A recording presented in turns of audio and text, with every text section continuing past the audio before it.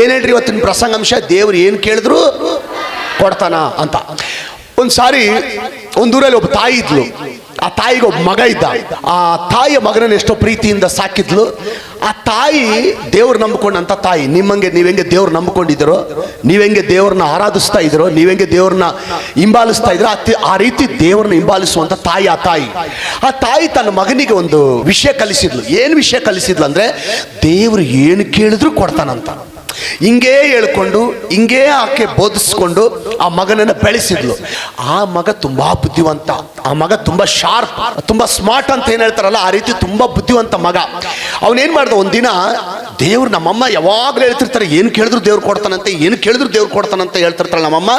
ಅದಕ್ಕೆ ಹೇಳಿ ಒಂದಿನ ಏನ್ ಮಾಡ್ದ ಅಂದ್ರೆ, ದೇವ್ರಿಗೆ ಕೇಳಿಸೋ ತರ ಮತ್ತು ತನ್ನ ತಾಯಿಗೂ ಕೇಳಿಸೋ ತರ, ದೇವ್ರೇ ದೇವ್ರೇ ದೇವ್ರೇ ನನಗೆ 100 ರೂಪಾಯಿ ಪಾಕೆಟ್ ಮನಿ ಬೇಕು ದೇವ್ರೆ, ದಯಮಾಡಿ ನನಗೆ 100 ರೂಪಾಯಿ ಪಾಕೆಟ್ ಮನಿ ಕೊಡು ದೇವ್ರೆ, 100 ರೂಪಾಯಿ ಖರ್ಚಿಗೆ ಕೊಡು ದೇವ್ರೆ, 100 ರೂಪಾಯಿ ನನಗೆ ಖರ್ಚಿಗೆ ಬೇಕು ದೇವ್ರೆ, ನನಗೆ 100 ರೂಪಾಯಿ ಖರ್ಚಿಗೆ ಕೊಡು ದೇವ್ರೆ ಅಂತ ಜೋರಾಗಿ ದೇವ್ರಿಗೆ ಕೇಳಿಸಂಗೆ ಮತ್ತು ತಾಯಿಗೆ, ಅಡಿಗೆ ಮನೇಲಿ ತಾಯಿ ಇದ್ಲಲ್ಲ ಅಡಿಗೆ ಮಾಡ್ಕೊಂಡು ತಾಯಿ ಕೇಳಿಸಂಗೆ ಜೋರಾಗಿ ಕೂಗಿದ. ಇದನ್ನು ಕೇಳಿಸ್ಕೊಂಡಂತ ತಾಯಿ ಅನ್ಕೊಂಡ್ಲು, ಅಯ್ಯೋ ನನ್ನ ಮಗ ಪಾಕೆಟ್ ಮನಿ ದೇವ್ರನ್ನ ಕೇಳ್ತಾ ಇದ್ದಾನೆ, ಒಂದು ವೇಳೆ ದೇವ್ರೇ ನನ್ನ ಪಾಕೆಟ್ ಮನಿ 100 ರೂಪಾಯಿ ಕೊಟ್ಟಿಲ್ಲ ಅಂದ್ರೆ ಮತ್ತೆ ನನ್ನ ಹತ್ರ ಬಂದು, ಅಮ್ಮ ನಾನು ನೀನು ಹೇಳ್ದಂಗೆ ದೇವ್ರು ಏನು ಕೇಳಿದ್ರು ಕೊಡ್ತಾನೆ ಅಂತ ಹೇಳಿದಲ್ಲ, ಅದಕ್ಕೆ ನಾನು ದೇವ್ರನ್ನ 100 ರೂಪಾಯಿ ಪಾಕೆಟ್ ಮನಿ ಕೇಳಿದೆ, ದೇವ್ರು ಕೊಡ್ಲಿಲ್ಲ ಅಂತ ಹೇಳಿ, ಎಲ್ಲಿ ನನ್ನ ಮಗ ದೇವ್ರ ಮೇಲೆ ಅನುಮಾನ ಪಟ್ಟು ದೇವ್ರನ್ನ ಬಿಟ್ಟು ಬಿಡ್ತಾನೆ ಅನ್ಕೊಂಡು ಈ ಹೆಣ್ಮಗಳೇ ಅಲ್ಲೆಲ್ಲ ಇಟ್ಟಿದ್ಲು 100 ರೂಪಾಯಿನ ತಗೊಂಬಂದು, ಮಗ ಪಾಕೆಟ್ ಮನಿ ಅಂತೇಳಿ ಕೊಟ್ಲು. ಅವಾಗ ಇವನು ಅನ್ಕೊಂಡ, ನಾನು ದೇವ್ರನ್ನ ಕೇಳಿದಕ್ಕೆ ದೇವ್ರು ನಮ್ಮ ತಾಯಿ ಮೂಲಕವಾಗಿ ಕೊಡ್ಸಾನ ಅನ್ಕೊಂಡು ಸಂತೋಷ ಆಗಿ ಹೋದ. ಆ 100 ರೂಪಾಯಿ ಇಸ್ಕೊಂಡು 2 ದಿನ ಆಗಿಲ್ಲ, ಮತ್ತೆ ದೇವ್ರನ್ನ ಕೇಳ್ತಾನೆ, ದೇವ್ರೇ ನನಗೊಂದು ವಾಚ್ ಬೇಕು ದೇವ್ರೆ, ಎಲ್ಲರೂ ವಾಚ್ ಕಟ್ಕೊಂಡು ಬರ್ತಾರೆ ಕಾಲೇಜ್ಗೆ, ನನಗೆ ವಾಚ್ ಇಲ್ಲ, ವಾಚ್ ಕೊಡ್ದೇವ್ರೆ ಅಂತ ಕೇಳ್ದ. ಅವಾಗ ಇದನ್ನು ಕೇಳಿಸ್ಕೊಂಡಂತ ತಾಯಿ, ಅಂದ್ರೆ ದೇವ್ರಿಗೆ ಕೇಳ್ಸಂಗೂ ಹೇಳ್ದ, ತಾಯಿಗೆ ಕೇಳಿಸ್ದಂಗೆ ಹೇಳ್ದ, ಬುದ್ಧಿವಂತ ಮಗ. ದೇವ್ರೇ ದೇವ್ರೇ ನನಗೆ ವಾಚ್ ಇಲ್ಲ ದೇವ್ರೆ, ವಾಚ್ ಬೇಕು ದೇವ್ರ ಅಂದ. ಅವಾಗ ಇದನ್ನು ಕೇಳಿಸ್ಕೊಂಡಂತ ತಾಯಿ, ಅಯ್ಯೋ ಮಗ ವಾಚ್ ಇಲ್ಲ ಅಂತಂದು ಕೇಳ್ತಾ ಇದ್ದಾನೆ, ಒಂದು ವೇಳೆ ದೇವ್ರು ವಾಚ್ ಕೊಟ್ಟಿಲ್ಲ ಅಂದ್ರೆ ನನ್ನ ಮಗ ದೇವ್ರಿಲ್ಲ ಅಂತ ಅನುಮಾನ ಪಟ್ಟು ದೇವ್ರನ್ನ ಬಿಟ್ಟು ಬಿಡ್ತಾನೆ ಅನ್ಕೊಂಡು ಏನ್ ಮಾಡ್ಲು, ಈ ಅಮ್ಮನೆ ವಾಚ್ ತಗೊಂಬಂದು ವಾಚ್ ಕೊಟ್ಲು. ಈಗ ವಾಚ್ ತಕೊಂಡಂತ ಹುಡುಗ ಅಲ್ಲಿಗೆ ಸುಮ್ಮನೆ ಆಗ್ಲಿಲ್ಲ. ಮಗ 2 ದಿನ ಆಗ್ಲಿಲ್ಲ, 3 ದಿನ ಆಗ್ಲಿಲ್ಲ, ದೇವ್ರೇ ಎಲ್ಲರೂ ಸ್ಮಾರ್ಟ್ ಮೊಬೈಲ್ ತಕೊಂಡಾರ ದೇವ್ರೆ, ನನಗೆ ಸ್ಮಾರ್ಟ್ ಮೊಬೈಲ್ ಇಲ್ಲ ದೇವ್ರೆ, ನನಗೆ ಸ್ಮಾರ್ಟ್ ಮೊಬೈಲ್ ಕೊಡು ದೇವ್ರೆ ಅಂತ ಕೂಗಿದ. ದೇವ್ರಿಗೂ ಕೂಗಂಗೆ ಹೇಳ್ದ, ತಾಯಿಗೆ ಕೂಗಂಗೆ ಹೇಳ್ದ. ಈಗ ತಾಯಿಗೆ ಟೆನ್ಷನ್ ಆಯ್ತು, ಅಯ್ಯೋ ಏನಪ್ಪ ಮಾಡೋದು ಅಂತೇಳಿ ಪಾಪ ಎಲ್ಲೋ ಮೂಲೆಯಲ್ಲಿ ಪಾಲೆ ಬಚ್ಚಿಟ್ಕೊಂಡು ದುಡ್ಡೆಲ್ಲ ತಕೊಂಬಂದು ಏನು ಮಾಡಿದ್ಲು, 15,000 ರೂಪಾಯಿ ಕೊಟ್ಟು ಏನು ಮಾಡಿದ್ಲು, ಮೊಬೈಲ್ ಕೂಡ ಕೊಡಿಸ್ಬಿಟ್ಲು. ಥ್ಯಾಂಕ್ಸ್ ದೇವ್ರೆ ಅಂದ, ಥ್ಯಾಂಕ್ಸ್ ಮಮ್ಮಿ ಅಂದ. ಹಂಗೆ ಹೇಳಿ 1 ವಾರ ಆಗಿಲ್ರಿ, ಮೊಬೈಲ್ ತಕೊಂಡು 1 ವಾರ ಆಗಿಲ್ರಿ, ಆವಾಗಲೇ ಮತ್ತೊಂದು ಡಿಮ್ಯಾಂಡ್, ಮತ್ತೊಂದು ಪ್ರಾರ್ಥನೆ, ದೇವಾ ದೇವಾ ಎಲ್ಲರೂ ಕಾಲೇಜ್ಗೆ ಬೈಕಲ್ಲಿ ಬರ್ತಾರೆ ದೇವಾ, ನಾನು ನೋಡಿದ್ರೆ ನಡ್ಕೊಂಡು ಹೋಗ್ತೀನಿ ದೇವಾ, ಇದು ನ್ಯಾಯ ಏನ್ ದೇವಾ, ದೇವಾ ನನಗೂ ಒಂದು ಬೈಕ್ ಬೇಕು ದೇವಾ, ನನಗೂ ಒಂದು ಬೈಕ್ ಕೊಡದೇವಾ ಅಂತೇಳಿ ದೇವ್ರಿಗೂ ಕೇಳಿಸಂಗೆ ಕೂಗಿ ಕೂಗಿ ಪ್ರಾರ್ಥನೆ ಮಾಡ್ದ. ಇದನ್ನು ಕೇಳಿಸ್ಕೊಂಡಂತ ತಾಯಿ, ಅಯ್ಯಯ್ಯೋ ಏನು ಮಾಡೋದು ಇವಾಗ, ಒಂದು ವೇಳೆ ನನ್ನ ಮಗಗೆ ನಾನು ಬೈಕ್ ಕೊಡಿಸಿಲ್ಲ ಅಂದ್ರೆ ನನ್ನ ಮಗ ದೇವ್ರಿಲ್ಲ ಅಂತೇಳಿ ದೇವ್ರ ಮೇಲೆ ಅನುಮಾನ ಪಟ್ಟು ದೇವ್ರನ್ನ ಬಿಟ್ಟು ಹೋಗ್ಬಿಡ್ತಾನೆ ಅನ್ಕೊಂಡು ಸಾಲ ಸೋಲ ಮಾಡಿ ಏನು ಮಾಡಿಬಿಟ್ಲು, ಪಾಪ ಬೈಕ್ ಕೂಡ ಕೊಡಿಸ್ಬಿಟ್ಲು. ಹುಡುಗನಿಗೆ ಖುಷಿ ಖುಷಿ, ನಾನು ಏನು ಕೇಳಿದ್ರು ನಮ್ಮ ತಾಯಿ ಮೂಲಕ ದೇವ್ರು ಕೊಡ್ತಾನಲ್ಲ ಅನ್ಕೊಂಡು ಈಗೆಲ್ಲ ಒಂದಾದ್ಮೇಲೆ ಕೇಳ್ತಾನೆ ಇದ್ದ. ಇನ್ನು ಬೈಕ್ ತಕ್ಕೊಂಡು 1 ವಾರ ಆಗಿಲ್ಲ, ಬಂದು ದೇವ್ರೆ ದೇವ್ರೆ ದೇವ್ರೆ ನಮ್ಮ ಎದುರು ಮನೇಲಿ ಒಂದು ಹುಡುಗಿದಾಳೆ ದೇವ್ರೆ, ಭಾರಿ ಸ್ಮಾರ್ಟ್ ಆಗಿದ್ದಾಳೆ ದೇವ್ರೆ, ಈಗ ಆಕೆಗೆ ಮದುವೆ ಆಗಿದೆ ದೇವ್ರೆ, ಗಂಡ ಕೂಡ ಇದ್ದಾನೆ ದೇವ್ರೆ, ಆಕೆಂದ್ರೆ ನನಗೆ ಬಹಳ ಇಷ್ಟ ದೇವ್ರೆ, ಆಕೆಗೂ ನಾನಂದ್ರೆ ಬಹಳ ಇಷ್ಟ ದೇವ್ರೆ, ಅದಕ್ಕೋಸ್ಕರ ದೇವ್ರೆ ದೇವ್ರೆ ಆ ಹುಡುಗಿ ನನಗೆ ಸಿಗಂಗ್ ಮಾಡ್ದೇವ್ರೆ, ಆ ಹುಡುಗಿ ಜೊತೆ ನನ್ನ ಮದುವೆ ಆಗಂಗ್ ಮಾಡ್ದೇವ್ರೆ ಅಂದ. ಇದುವರೆಗೂ ತಾಯಿ ಎಲ್ಲಾನೂ ಕೊಡಿಸಿದ್ಲು, ಆದರೆ ಇವಾಗ ತಾಯಿಗೆ ಒಂದು ವಿಷಯ ಅರ್ಥ ಆಯ್ತು, ಅಯ್ಯಯ್ಯೋ ನನ್ನ ಮಗನಿಗೆ ನಾನು ಒಂದು ವಿಷಯ ತಪ್ಪಾಗಿ ಸಾರಿದ್ದೀನಿ, ಅದೇನಂದ್ರೆ ದೇವ್ರಿಗೆ ಏನು ಕೇಳಿದ್ರು ಕೂಡ ಕೊಡ್ತಾನೆ ಅಂತ ನಾನು ನನ್ನ ಮಗನಿಗೆ ತಪ್ಪು ಬೋಧನೆ ಮಾಡಿ ನಾನೇನು ಮಾಡಿದ್ದೀನಿ, ನನ್ನ ಮಗ ದಾರಿ ತಪ್ಪಲಿಕ್ಕೆ ನಾನೇ ಕಾರಣ ಆಗ್ಬಿಟ್ನಲ್ಲ ಅಂತೇಳಿ ಅದಕ್ಕೆ ಆ ತಾಯಿ ಆ ರೀತಿ ತಪ್ಪಾಗಿ ಬೋಧನೆ ಮಾಡಿದ್ದಕ್ಕೆ ಏನು ಮಾಡ್ಲಂತೆ, ಪಶ್ಚಾತ್ತಾಪ ಪಟ್ಲಂತೆ. ಈಗ ನಿಮಗೆ ಅರ್ಥ, ದೇವ್ರು ಏನು ಕೇಳಿದ್ರು ಕೊಡ್ತಾನ, ಮತ್ತೆ ಕೊಡ್ತಾನಂತ ಕೈ ಎತ್ತಿದ್ರಿ, ಅಲ್ಲೆಲ್ಲೋಯ ಕೇಳ್ರಿ ಒಂದು ಮಾತು ಹೇಳ್ತೀನಿ, ದೇವರು ಏನು ಕೇಳಿದ್ರು ಕೊಡಕ್ಕೆ ಆತನಿಗೆ ಶಕ್ತಿ ಇದೆ, ಆದರೆ ದೇವರಿಗೆ ಸ್ತೋತ್ರ, ಹಲ್ಲೆಲೂಯ, ದೇವರ ಚಿತ್ತಾನುಸಾರ, ಆತನ ಇಷ್ಟಾನುಸಾರ, ಆತನಿಗೆ ಮೆಚ್ಚುಗೆಯಾಗುವ ಪ್ರಕಾರ ಕೇಳುವಾಗ ಮಾತ್ರ ಕೊಡ್ತಾನೆ. ಆತನಿಗೆ ಇಷ್ಟ ಇಲ್ಲದ್ದು, ಆತನಿಗೆ ಮೆಚ್ಚುಗೆ ಇಲ್ಲದ್ದು, ದೇವರಿಗೆ ವಾಕ್ಯಕ್ಕೆ ವಿರೋಧವಾಗಿರೋದು ಕೇಳಿದ್ರೆ ದೇವರು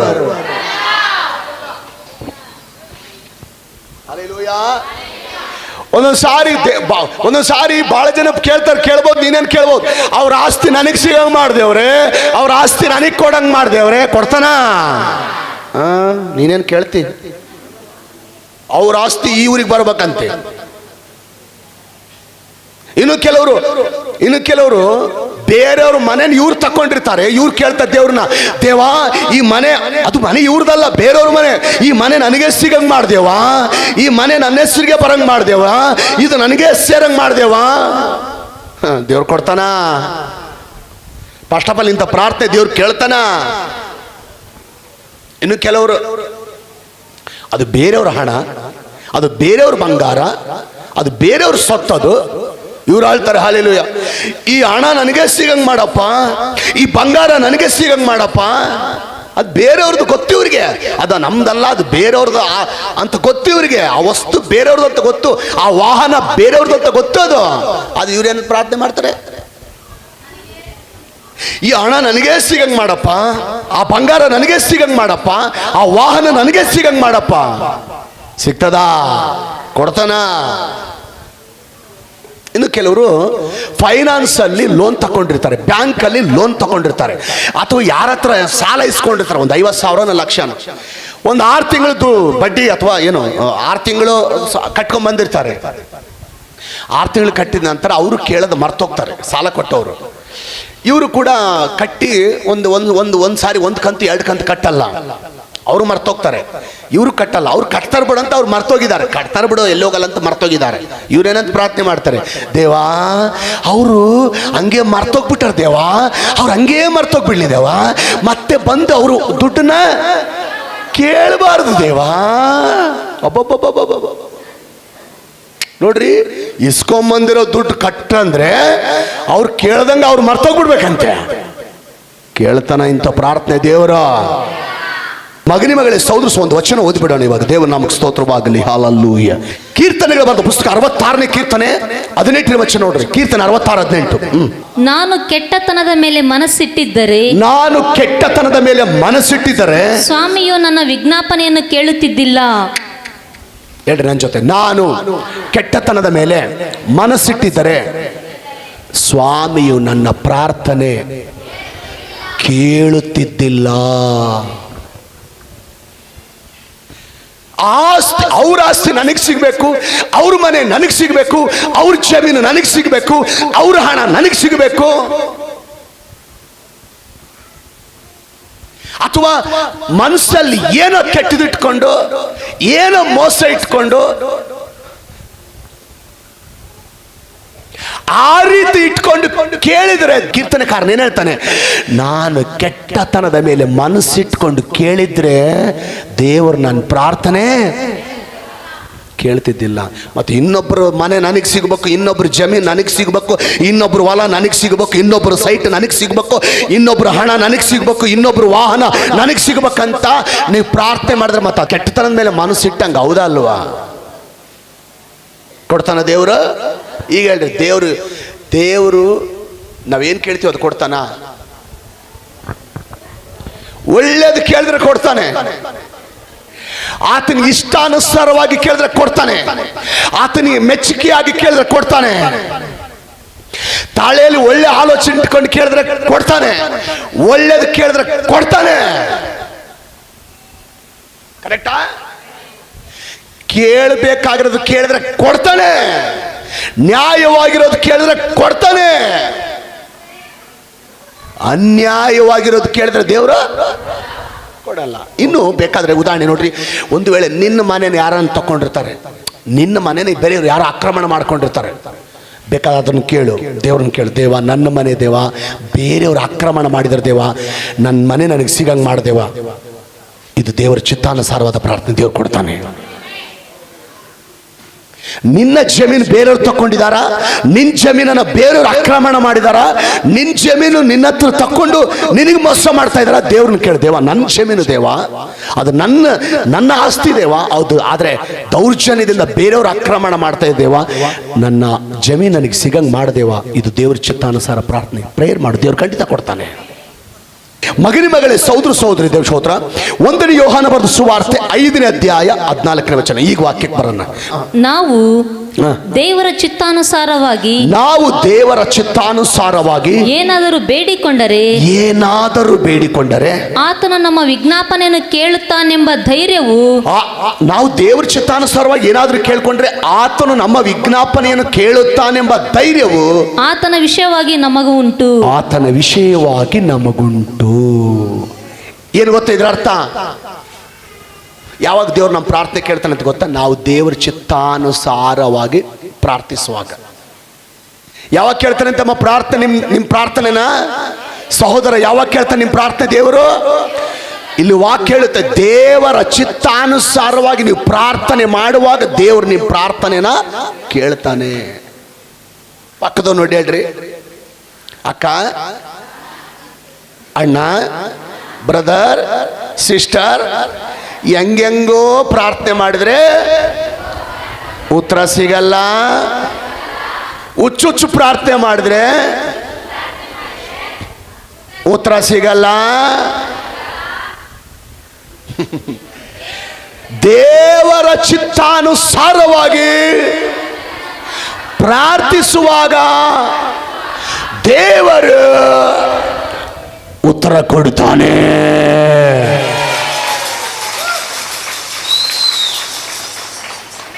ಹಲ್ಲೆಲೂಯಾ.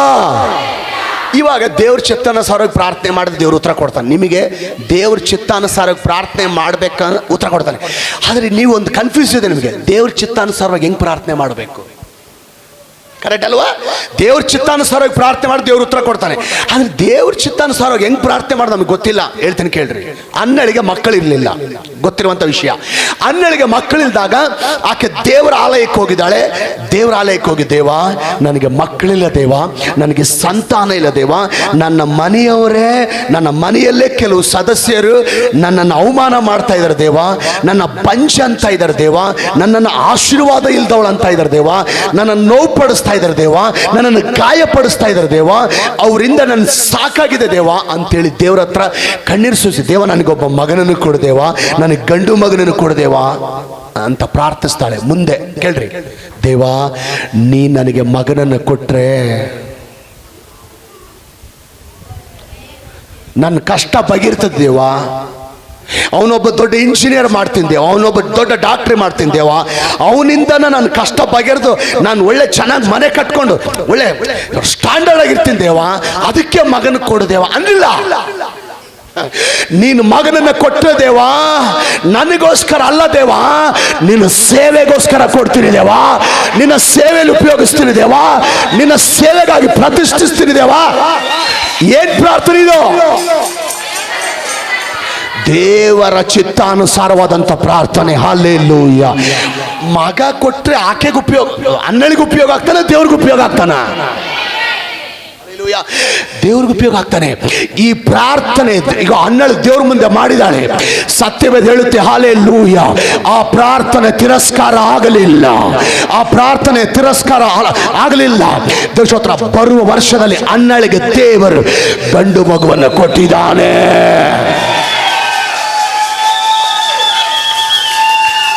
ಹಲ್ಲೆಲೂಯಾ. ನಾನೊಂದು ಮಾತು ಹೇಳ, ನೀವು ಪ್ರಾರ್ಥನೆ ಮಾಡ್ತೀರಿ ನನಗೆ ಗೊತ್ತು, ಆದರೆ ದೇವರ ಚಿತ್ತಾನುಸಾರವಾಗಿ ಪ್ರಾರ್ಥನೆ ಮಾಡಿದ್ರೆ ನನ್ನ ದೇವರು ನಿಮ್ಮ ಪ್ರಾರ್ಥನೆಗೆ ಉತ್ತರ ಕೊಡ್ಲಿಕ್ಕೆ ತಡ ಮಾಡಲ್ಲ, ಲೇಟ್ ಮಾಡಲ್ಲ, ಮುಂದಕ್ಕೆ ಹಾಕಲ್ಲ. ದೇವ ತಕ್ಕ ಸಮಯದಲ್ಲಿ ದೇವರ ಚಿತ್ತಾನುಸಾರವಾಗಿ ಮಾಡುವ ಪ್ರಾರ್ಥನೆಗಳಿಗೆ ದೇವರು ತಕ್ಕ ಸಮಯದಲ್ಲಿ ಅದ್ಭುತ ಮಾಡ್ತಾನೆ. ಯಾರೊಬ್ರು ನನ್ನ ಪ್ರಾರ್ಥನೆ ಕರ್ಕೊಂಡು ಹೋಗಿದ್ದಾರೆ, ಒಂದು ದುಡಿಮೆ, ಒಂದು ಯಾವುದೋ ಒಂದು ಬಿಸ್ನೆಸ್ ಮಾಡ್ತಾ ಇದ್ದಾರೆ, ಆ ಬಿಸ್ನೆಸ್ಗೋಸ್ಕರ ನಾನು ಪ್ರಾರ್ಥನೆ ಮಾಡಿ ಕರ್ಕೊಂಡು ಹೋಗಿದ್ದಾರೆ. ಅವ್ರು ಪ್ರಾರ್ಥನೆ ಮಾಡಿ ಕರ್ಕೊಂಡೋದಾಗ ಒಂದು ಮಾತು ಹೇಳ್ತಾರೆ, ಸಾರ್ ದೇವ್ರು ನಮಗೆ ಒಳ್ಳೆ ಬಿಸ್ನೆಸ್ ಕೊಟ್ರೆ, ದೇವ್ರು ನಮಗೆ ಒಳ್ಳೆ ವ್ಯಾಪಾರ ಕೊಟ್ರೆ, ಈ ಬಿಸ್ನೆಸ್ ಅಲ್ಲಿ ಒಳ್ಳೆ ಲಾಭ ಬಂದ್ರೆ, ಒಳ್ಳೆ ಆದಾಯ ಬಂದ್ರೆ ಸಾರ್ ನಾವು ಸೇವೆಗೆ ಹೆಲ್ಪ್ ಮಾಡ್ತೀವಿ ಸಾರ್, ಸೇವೆಗೆ ನೆರವಾಗ್ತೀವಿ ಸರ್. ನಾವು ಒಳ್ಳೆ ಕಾಣಿಕೆಗಳು ಕೊಡ್ಬೋದು ಸರ್ ಸೇವೆಗೆ. ಎಂಥ ಪ್ರಾರ್ಥನೆ, ಕರೆಕ್ಟ್ ಅಲ್ವಾ? ಏನಂತೆ, ಅವರಿಗೆ ದೇವರು ದುಡಿಮೆ ಕೊಟ್ಟರೆ, ಬಿಸ್ನೆಸ್ ಕೊಟ್ಟರೆ ಅವ್ರು ಏನು ಮಾಡ್ತಾರಂತೆ, ಸೇವೆಗೆ ಹೆಲ್ಪ್ ಮಾಡ್ತಾರೆ. ಎಂಥ ಪ್ರಾರ್ಥನೆ. ನಮ್ಮ ಕರ್ನಾಟಕ ರಾಜ್ಯ ರಕ್ಷಣೆ ಹೊಂದಬೇಕು, ನಮ್ಮ ಜಿಲ್ಲೆ ರಕ್ಷಣೆ ಹೊಂದಬೇಕು, ನಮ್ಮ ತಾಲೂಕು ರಕ್ಷಣೆ ಹೊಂದಬೇಕು, ಪ್ರತಿ ಗ್ರಾಮ ರಕ್ಷಣೆ ಹೊಂದಬೇಕಂತ ಪ್ರಾರ್ಥನೆ ಮಾಡ್ತಾ ಇದ್ದಾರೆ ಅನೇಕರು. ಎಂಥ ಪ್ರಾರ್ಥನೆ, ಕರೆಕ್ಟ್, ದೇವರ ಚಿತ್ತಾನುಸಾರವಾದಂಥ ಪ್ರಾರ್ಥನೆ. ಎಷ್ಟೋ ಜನ ಅನಾಥರನ್ನ ಇದ್ದಾರೆ, ಎಷ್ಟೋ ಜನ ದೇವ್ರ ಮಕ್ಕಳು ಪ್ರಾರ್ಥನೆ ಮಾಡಿ, ದೇವರ ಅನಾಥರನ್ನ ಕಾಪಾಡಪ್ಪ, ದಿಕ್ಕಿಲ್ದವ್ರನ್ನ ಕಾಪಾಡಪ್ಪ, ವಿಧವೆಯರನ್ನ ಕಾಪಾಡಪ್ಪ. ಅನೇಕರು ಪ್ರಾರ್ಥನೆ ಮಾಡ್ತಾ ಇದ್ದಾರೆ. ಎಂಥ ಪ್ರಾರ್ಥನೆ ಇದು. ಎಷ್ಟೋ ಜನ ಕಾಯಿಲೆಯಲ್ಲಿ ಬಿದ್ದೋಗಿರ್ತಾರೆ, ರೋಗದಲ್ಲಿ ಬಿದ್ದೋಗಿರ್ತಾರೆ, ಡಾಕ್ಟ್ರು ಉಳಿಯಲ್ಲ ಅಂತ ಹೇಳ್ತಾರೆ. ಅಂಥವ್ರಿಗೋಸ್ಕರ ಕೆಲವು ದೇವ್ರ ಮಕ್ಕಳು ಪ್ರಾರ್ಥನೆ ಮಾಡ್ತಾರೆ. ಎಂಥ ಪ್ರಾರ್ಥನೆ. ಒಂದ್ಸಾರಿ ಅಬ್ರಹಾಮನು ತನ್ನ ಮಗನಿಗೆ ಮದುವೆ ಮಾಡ್ಬೇಕಂತ ಇರ್ತಾನೆ. ಮದುವೆ ಮಾಡ್ಬೇಕಂತಿದ್ದಾಗ ಅಬ್ರಹಾಮನು ತನ್ನ ಸೇವಕನ ಕರೆದು ಹೇಳ್ತಾನೆ, ಸೇವಕನ ಬಾರಪ್ಪ, ಕರೆದು ನನ್ನ ಮಗನಿಗೆ ಮದುವೆ ಮಾಡ್ಬೇಕಂತ ಇದ್ದೀನಿ, ಒಂದು ಹೆಣ್ಣು ಬೇಕು, ನೀನು ಹೋಗಿ ಹೆಣ್ಣು ನೋಡ್ಕೊಂಬ ಅಂತ ಕಳಿಸ್ತಾನೆ. ಈ ಸೇವಕನು ಅಬ್ರಹಾಮನ ಹತ್ರ ಬಂದು ಕೇಳಿಕೊಂಡು, ಅಬ್ರಹಾಮನ್ ಯಾವ ಊರಿಗೆ ಹೋಗಿ ಹೆಣ್ಣು ನೋಡಂತ ಕಳಿಸಿರ್ತಾನ ಆ ಊರಿಗೆ ಹೋಗ್ತಾನೆ. ಒಂದು ಬಾವಿ ಹತ್ರ ನಿಂತ್ಕೊಳ್ತಾನೆ.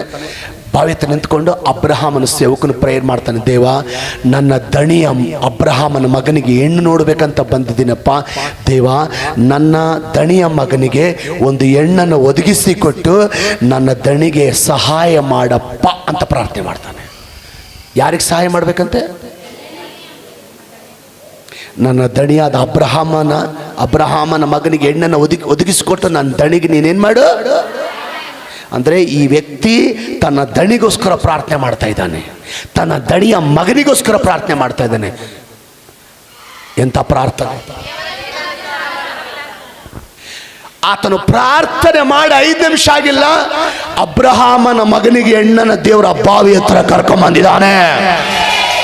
ಗಮನಿಸ್ರಿ, ಯಾಕೆ ಆ ಪ್ರಾರ್ಥನೆಗೆ ಉತ್ತರ ಬಂತು ಹೇಳ್ತೀನಿ, ಕೇಳಿಸ್ಕೊ. ನಿನ್ನ ಪ್ರಾರ್ಥನೆ ದೇವರ ಚಿತ್ತವಾನುಸಾರವಾದಂಥ ಪ್ರಾರ್ಥನೆ ಆಗಿದ್ರೆ, ನಿನ್ನ ಪ್ರಾರ್ಥನೆ ದೇವರಿಗೆ ಮೆಚ್ಚುಗೆಯಾಗಿರುವಂಥ ಪ್ರಾರ್ಥನೆ ಆಗಿದ್ರೆ, ನಿನ್ನ ಪ್ರಾರ್ಥನೆ ದೇವರಿಗೆ ಇಷ್ಟವಾಗಿರುವಂಥ ಪ್ರಾರ್ಥನೆ ಆಗಿದ್ರೆ, ನಿನ್ನ ಪ್ರಾರ್ಥನೆ ಮನಸ್ಸಲ್ಲಿ ಏನೋ ಕೆಟ್ಟದು ತುಂಬಿಕೊಂಡು ಮಾಡೋ ಪ್ರಾರ್ಥನೆ ಎಲ್ಲ ನ್ಯಾಯವಾದ ಪ್ರಾರ್ಥನೆ ಆಗಿದ್ರೆ, ತಕ್ಕ ಸಮಯದಲ್ಲಿ ದೇವರು ನಿನ್ನ ಪ್ರಾರ್ಥನೆಗೆ ಉತ್ತರ ಕೊಡ್ತಾನೆ.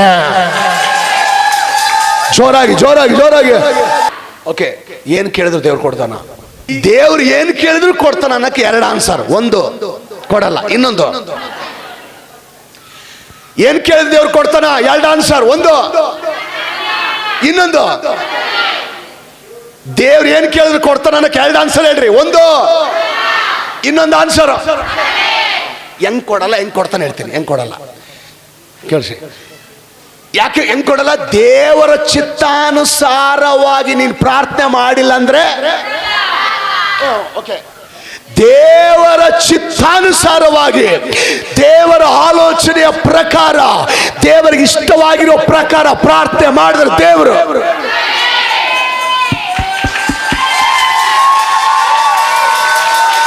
Amen, hallelujah. ಓಕೆ, ದೇವರು ನಮಗೆ ಸ್ತೋತ್ರವಾಗಲಿ. ಮಗನೇ ಸಹೋದರ ಸಹೋದರಿ, ಲಾಸ್ಟ್ ಒಂದು ವಚನ ಓದೋಣ. ಯಾಕೋಬ 4:3. ನೀವು ಬೇಡಿದರು, ನೀವು ಬೇಡಿದ್ದನ್ನು ನಿಮ್ಮ ಭೋಗಗಳಿಗಾಗಿ ಉಪಯೋಗಿಸಬೇಕೆಂಬ ದುರಾಭಿಪ್ರಾಯಪಟ್ಟು ಬೇಡಿಕೊಳ್ಳುವುದರಿಂದ ನಿಮಗೆ ದೊರೆಯುವುದಿಲ್ಲ. ಎಂತ ಭಾವನೆ ಇಟ್ಕೊಂಡು ಬೇಡ್ತಾ ಇದಾರಂತ ಇವರು? ದುರಾಭಿಪ್ರಾಯ. ಎಂತ ಅಭಿಪ್ರಾಯ ಇಟ್ಕೊಂಡು ಬೇಡ್ತಾ ಇದಾರಂತೆ? ಅದಕ್ಕೆ ನಿಮಗೆ ಯಾರು ಹೇಳ್ತಾ ಇರೋದು? ನೀವು ದುರಾಭಿಪ್ರಾಯ ಇಟ್ಕೊಂಡು, ಕೆಟ್ಟ ಮನಸ್ಸಿಗೆ ಇಟ್ಕೊಂಡು, ದುರುದ್ದೇಶ ಇಟ್ಕೊಂಡು, ಕೆಟ್ಟ ತಲೆ ತುಂಬಿಕೊಂಡು, ನಿಮ್ಮ ಭೋಗಗಳಿಗೋಸ್ಕರ ನೀವು ದುರಾಭಿಪ್ರಾಯ ಪಟ್ಟು ಬೇಡಿದ್ರಿಂದ ಅದು ನಿಮಗೆ. ಈಗ ಒಬ್ಬನು ಸಾಯೋ ಸ್ಥಿತಿಯಾಗಿದ್ದಾನೆ ಅನ್ಕೊಳ್ರಿ. ದೇವರೇ ನನ್ನ ಕಾಪಾಡಪ್ಪ ಅಂತ ಕೇಳ್ತಾನೆ. ದೇವ್ರು ಕೇಳ್ತಾನೆ, ಯಾಕೆ ನೀನು ಬದುಕಿಸ್ಬೇಕು ಹೇಳ್ರಿ? ಆನ್ಸರ್, ಯಾಕೆ ಬದುಕಿಸ್ಬೇಕು ಅವನ್ನ? ಅವನಂತಾನೆ, ನನಗೆ ಎಣ್ಣೆ ಹೊಡೆದು ಒಂದು ವಾರ ಆಗಿಬಿಟ್ಟಿದೆ, ಇಲ್ಲಿ ಬಂದು ಹಾಸಿಗೆಗೆ ಮಲಗಿದ್ದೀನಿ, ಜಲ್ದಿ ಹೋಗ್ಬಿಟ್ರೆ ಸ್ವಸ್ಥಾಗಿ ಎಣ್ಣೆ ಹೊಡಿಬೇಕು. ದೇವ್ರೆ ನಾನು ಬದುಕಿಸ್ತಾನ? ದೇವರಂತಾನೆ ಬೇಗ ಹೋಗು, ನೀನು ಬದುಕಿಸ್ತಾನೆ ಅಂದ್ರೆ ಅಂಥವ್ರನ್ನ. ಅದೇ ನೀನು ದೇವಾ ನನ್ನ ಸ್ವಸ್ಥ ಮಾಡಿದ್ರೆ, ನನ್ನ ಗುಣ ಮಾಡಿದ್ರೆ, ನನ್ನ ವಾಸಿ ಮಾಡಿದ್ರೆ, ನನ್ನನ್ನು ಸ್ವಸ್ಥಪಡಿಸಿದ್ರೆ, ಅಯ್ಯ ನಿನ್ನ ಸೇವೆ ಮಾಡ್ತೀನಿ ಅಯ್ಯ, ನಿನ್ನನ್ನು ಆರಾಧಿಸ್ತೀನಿ ಅಯ್ಯ, ಪ್ರತಿ ವಾರ ನಿನ್ನ ಆಲಯಕ್ಕೆ ಹೋಗ್ತೀನಿ ಅಯ್ಯ, ನಿನ್ನ ವಾಕ್ಯ ಕೇಳ್ತೀನಿ ಅಯ್ಯ, ನಿನಗಾಗಿ ಜೀವಿಸ್ತೀನಿ ಅಯ್ಯ ಅಂತ ಹೇಳು. ಒಂದೇ ದಿನದಲ್ಲಿ ಸ್ವಸ್ಥವಾಗಿ ಮನೆಗೆ ಬರುವಂತ ದೇವರು ಕಾರ್ಯ ಮಾಡ್ತಾನೆ.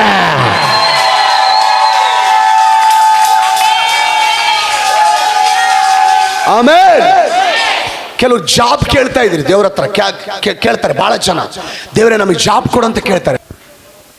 ಯಾಕೆ ಕೊಡ್ಬೇಕು ದೇವ್ರ ಜಾಬ್?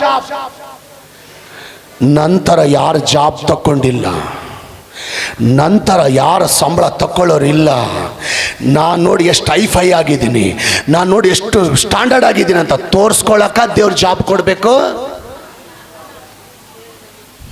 ಕೆಲವರು ಜಾಬ್ ಕೊಟ್ಟರೆ ಹಿಂಗೆ ಮಾಡ್ತಾರೆ, ಅದಕ್ಕೆ ದೇವ್ರು ಹೇಳ್ತಾನೆ ನಾನು ಕೊಡಲ್ಲ, ನಾನು ಯಾರಿಗೋ ತೋರಿಸ್ಬೇಕಂತ, ಯಾರಿಗೋ ಮೆಚ್ಚಿಸ್ಕೋಬೇಕಂತ, ಯಾರಿಗೋ ನಾನು ಗ್ರೇಟ್ ಅಂತ ತೋರಿಸ್ಕೋಬೇಕಂತ ಇದ್ರೆ ಕೊಡಲ್ಲ. ಇಲ್ಲ ದೇವಾ, ನೀನು ಜಾಬ್ ಕೊಟ್ಟರೆ ದೇವಾ ನನ್ನ ಕುಟುಂಬಕ್ಕೊಂದು ಆಧಾರ ಆಗುತ್ತೆ ದೇವಾ, ನನ್ನ ಕುಟುಂಬಕ್ಕೊಂದು ಹೆಲ್ಪ್ ಆಗುತ್ತೆ ದೇವಾ. ಅಷ್ಟು ಮಾತ್ರ ಅಲ್ಲ ದೇವಾ, ಆ ಜಾಬ್ ಸಿಕ್ಕರೆ ದೇವಾ ನಿನ್ನ ಸೇವೆಗೆ ಏನಾದರೂ ಹೆಲ್ಪ್ ಮಾಡ್ಬೋದು ದೇವಾ, ನಿನ್ನ ಸೇವೆಗೆ ಏನಾದರೂ ನೆರವಾಗ್ಬೋದು ದೇವಾ ಅಂತ ಹೇಳಿದ್ರೆ ದೇವ್ರ ಸ್ತೋತ್ರ. ಈಗ ಅಧಿಕಾರಿಗಳ ಮುಂದೆ 10,000 ಅಪ್ಲಿಕೇಶನ್ ಇದ್ರು, ನಿನ್ನ ಅಪ್ಲಿಕೇಶನ್ ಆ ಅಧಿಕಾರಿ ಸೆಲೆಕ್ಟ್ ಮಾಡಿ ಆ ಜಾಬ್ ನಿನ್ನ ಕೈ ಸೇರುವಂತೆ ನನ್ನ ದೇವರು ಕಾರ್ಯ ಮಾಡ್ತಾನೆ.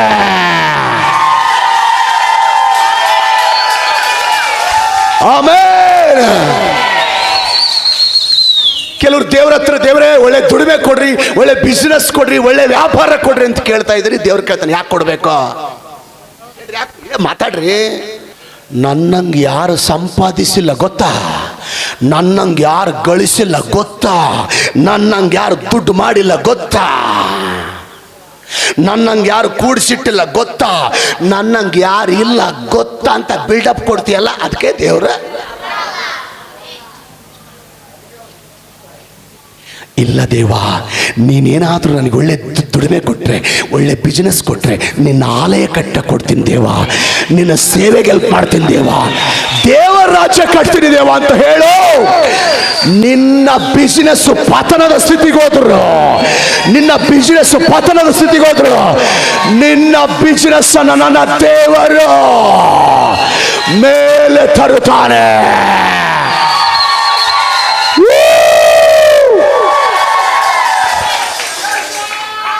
ಆಮೇಲೆ ದೇವ್ರು ಏನು ಕೇಳಿದ್ರು ಕೊಡ್ತಾನ?